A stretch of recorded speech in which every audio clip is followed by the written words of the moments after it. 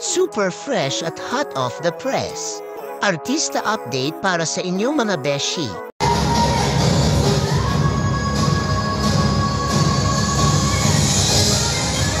Habang nagpe-practice si Kim Chu para sa kanyang performance sa ASAP, tila may twist sa kanyang background music.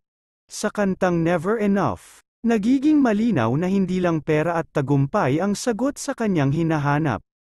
Sa gitna ng mga golek at kasiyahan, parang sinasabi ng kanta na ang tunay na yaman ay matatagpuan sa pag-ibig at koneksyon sa kapwa-tao. Baka kailangan ni Kim ng hugot sa ASAP, o baka naman siya mismo ang magdadala ng emosyon sa entablado. G4 Sherwin may pa-Happy New Year kay Chanito Princess.